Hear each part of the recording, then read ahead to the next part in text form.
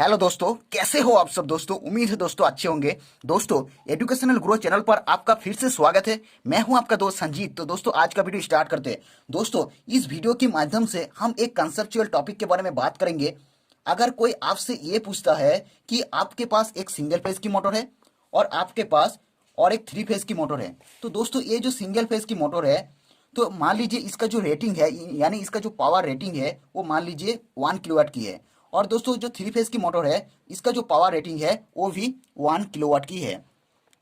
ये भी 1 किलोवाट की है दोस्तों, और ये भी 1 किलोवाट की है। तो दोस्तों, अगर आपसे ये पूछता है कि इन दोनों में से, यानी सिंगल फेज की मोटर एंड थ्री फेज की मोटर, इन दोनों में से कौन सी मोटर में ज्यादा पावर को कंज्यूम करेंगी, यानी कौन सी मोटर ज्यादा पावर को ड्रॉ करेगी, यानी इसका सवाल और भी एक तरीके से पूछ सकते हैं कि इन दोनों में से, सिंगल फेज की मोटर एंड थ्री फेज की मोटर, इन दोनों में से कौन सी मोटर ज्यादा बिल को ड्रॉ करेगी या फिर ज्यादा बिल आएगी कौन सी मोटर में। तो दोस्तों, इसी टॉपिक के बारे में हम इस वीडियो के अंदर आज बात करेंगे। तो दोस्तों, आज हम ये देखेंगे कि 1 किलोवाट की सिंगल फेज की मोटर, ये जो मोटर है ये कितना किलोवाट की है, 1 किलोवाट की है। और इसका थ्री फेज की जो मोटर है ये भी 1 किलोवाट की है। दोस्तों, इस दोनों मोटर को अगर सेम ड्यूरेशन के लिए चलाया जाए, यानी सेम समय के लिए चलाया जाए, तो कौन सी मोटर में ज्यादा बिल आएगी। तो दोस्तों, इसी टॉपिक के बारे में, इसी टॉपिक कैलकुलेशन के बारे में हम इस वीडियो के अंदर कवर करेंगे। तो पूरी जानकारी के लिए वीडियो को आखिर तक जरूर देखिएगा। तो देखिए दोस्तों, अगर जब भी कोई टॉपिक के बारे में अगर बात करते हैं, या फिर इस टॉपिक के जो है, यानी अगर आपसे ये सवाल पूछा जाता है, तो सबसे पहले आपको ये माइंड में ये क्लियर होनी चाहिए कि बेसिकली आपसे क्या कैलकुलेट करने के बोला है। तो दोस्तों, सिंगल फेज और थ्री फेज, इस सवाल के बारे में, अगर इस सवाल के बारे में आपसे पावर कंज्यूमशन कैलकुलेट करने के लिए बोला है। पावर कंज्यूमशन मीन्स दोस्तों kilo, power consumption means K W H calculate करने के लिए बोला है। दोस्तों, ये जो के डब्ल्यू एच जो होती है, ये इसको हम यूनिट कहते हैं। दोस्तों, हमारे घर में जो इलेक्ट्रिसिटी बिल जो आती है, हमारे घर के अंदर जो इलेक्ट्रिसिटी बिल आ रहा है, तो उसको यूनिट में ही कैलकुलेट किया जाता है, यानी के डब्ल्यू एच में ही उसको कैलकुलेट किया जाता है। तो दोस्तों, आइए जानते हैं के डब्ल्यू एच होता क्या है, किसको हम के डब्ल्यू एच कहेंगे। तो दोस्तों, K W H means kilowatt. इसका मतलब है दोस्तों किलोवाट गुनी आवर। मतलब यानी मोटर की जो पावर रेटिंग होती है, यानी जो मोटर की जो पावर रेटिंग होती है, उसको हम किलोवाट में एक्सप्रेस करते हैं। और मोटर को हम कितने घंटे, यानी कितने समय से मोटर को चला रहे हैं, उसको हम आवर में एक्सप्रेस करते हैं। तो दोस्तों, इन दोनों को, यानी मोटर का जो पावर रेटिंग होती है और मोटर को जो आवर होती है, इन दोनों का अगर मल्टीप्लाई किया जाए, इन दोनों का अगर रिलेट किया जाए, तो हमारा के डब्ल्यू एच निकल के आ जाएगा।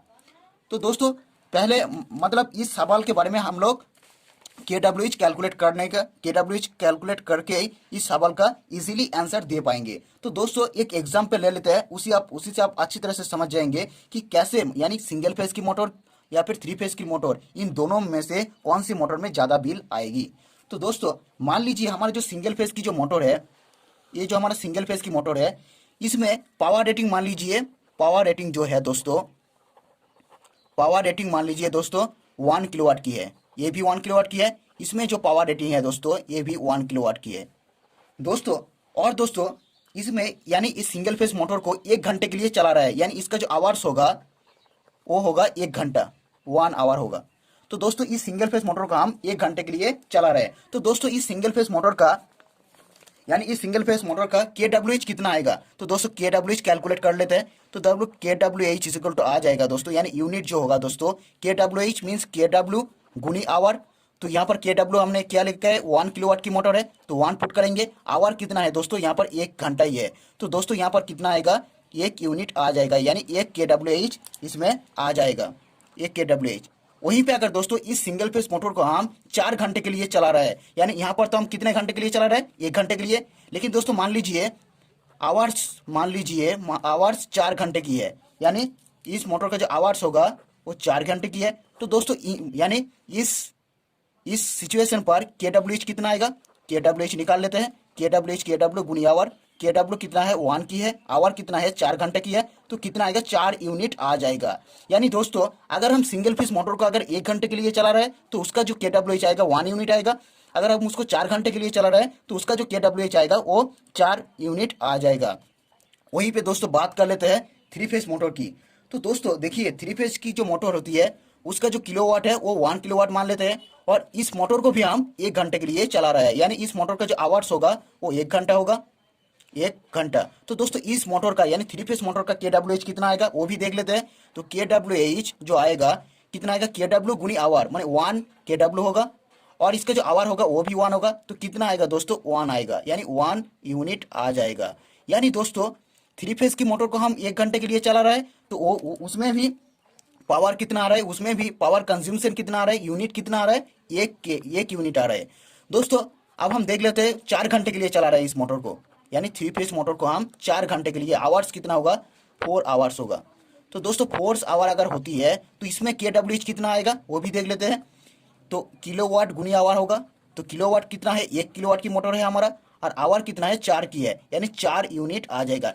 तो दोस्तों आप दो मोटर की यानी सिंगल फेस एंड 3 पीस, इस दो मोटर के अगर देख लिया कि अगर हम चाहे आप 1 घंटे के लिए चला रहे हैं तो उसमें KWH 1 किलोवाट की आ रहा है, इस पे भी हम 1 घंटे के लिए चला रहे हैं तो इसका जो किलोवाट आ रहा है वो भी 1 KWH आ रहा है, यानी 1 ही आ रहा है।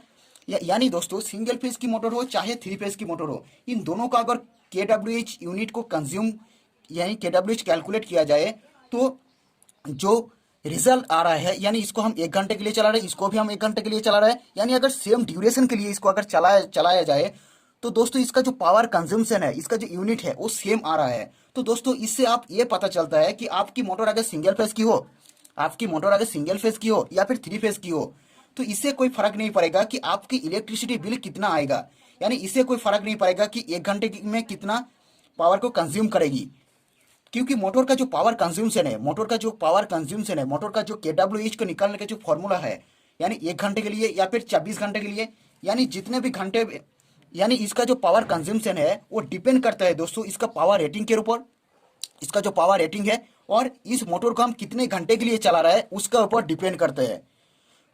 तो दोस्तों इसीलिए इस मोटर को आप चाहे दिन भर में कितने घंटे चला रहे हैं इसी के ऊपर डिपेंड करता है इस मोटर का जो बिल आएगा वो कितना आएगा। तो दोस्तों इसी रीजन है, आप इसी तरह से सवाल आपसे जरूर पूछा जाता है इंटरव्यू में कि आप कंफ्यूजन में जाए कि आप 3 फेस की जो मोटर है, आप सोच रहे होंगे कि ये जो 3 फेस की मोटर है ये शायद ज़्यादा करंट ड्रॉ करेगी, आप सोच रहे होंगे। इसीलिए दोस्तों इंटरव्यू में इस तरह का सवाल पूछा जाता है ताकि आप कंफ्यूजन में जाए कि 3 फेस की मोटर होगा तो ज़्यादा करंट ड्रॉ करेगी, सिंगल फेस की मोटर होगा तो कम करंट ड्रॉ करेगी। लेकिन दोस्तों इसमें असलियत में इस सब नहीं होती है, क्योंकि KWH जो होती है यानी हमारे जो बिल जो आती है, यूनिट में जो बिल आती है वो मेनली डिपेंड करता है दोस्तों KW एंड आवर के ऊपर। यानी उसका अगर सेम पावर रेटिंग होगा, चाहे वो सिंगल फेस की हो चाहे वो 3 फेस की हो, अगर सेम पावर रेटिंग होगा और सेम घंटे के लिए यानी सेम ड्यूरेशन के लिए अगर हम चलाया जाए तो उसका जो बिल आएगा वो सेम ही आएगा, चाहे वो सिंगल फेस की हो चाहे वो 3 फेस की हो। दोस्तों आई होप इस टॉपिक के बारे में आपको कुछ बेहतर जानकारी मिली होगी। इस वीडियो को लाइक करें दोस्तों, इस चैनल को सब्सक्राइब करें, अगर दोस्तों चैनल पर नए हो तो इस चैनल को सब्सक्राइब कर लीजिएगा, पास से जो बेल आइकन है इसको भी प्रेस कर लेना, क्योंकि इस चैनल पर आपको इसी तरह से यूजफुल वीडियो आपको मिलता रहेगा, आपके हित के लिए, आपके परिवार के हित के लिए बहुत ही जरूरी वीडियो आपको इस चैनल पर मिलेगी। तो मिलते हैं दोस्तों नेक्स्ट वीडियो पर। दोस्तों इस वीडियो को दोस्तों में से शेयर करें, जो इलेक्ट्रिक फील्ड है उसको आप शेयर कर सकते हैं एंड करें।